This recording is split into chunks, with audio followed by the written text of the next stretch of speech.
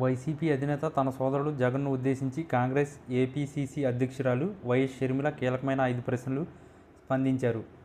ఒక రకంగా చెప్పాలంటే ఇటీవల కాలంలో జగన్పై విమర్శలకు దూరంగా ఉన్న షర్మిల ఆ గ్యాప్ను తాజాగా భర్తీ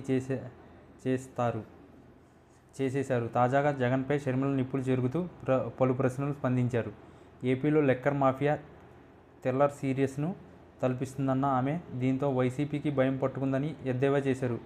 భయాలను అడ్రస్ చేయడానికి, సెక్యూరిటీ కల్పించడానికి ఇప్పుడు జగన్ మాట్లాడుతున్నాడని వ్యాఖ్యానించారు. జగన్ ఒకప్పటి ముఖ్యమంత్రి అని ఇలాంటి వ్యక్తి పోలీసుల మీద మాట్లాడిన తీరు బాధాకరమని వ్యాఖ్యానించారు. వారి బట్టలు ఊడదీస్తానంటూ, తరిమి కొడతానంటూ, విదేశాల్లో ఉన్నా పట్టుకుంటానంటూ అని వ్యాఖ్యానించారు.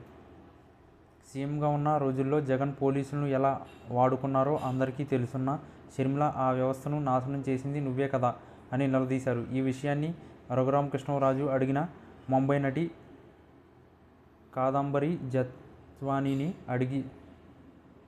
అడిగిగా చెబుతారని అన్నారు. నాడు మీకోసం వాడుకుని ఇప్పుడు తనకు తక్కువ చేసి మాట్లాడడం కరెక్టేనా అని నిలదీశారు.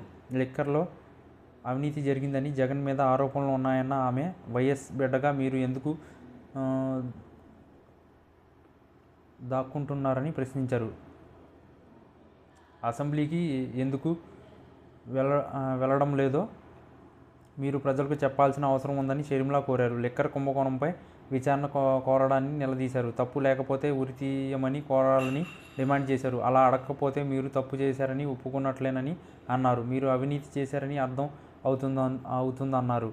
మీ వైసీపీ హయాంలో లిక్కర్ అమ్మకాల్లో డిజిటల్ పేమెంట్ ఎందుకు లేదో సమాధానం చెప్పండి అని ప్రశ్నించారు. వచ్చిన ఆదాయం ఎక్కడకు పోయిందో వెల్లడించాలని నిలదీశారు.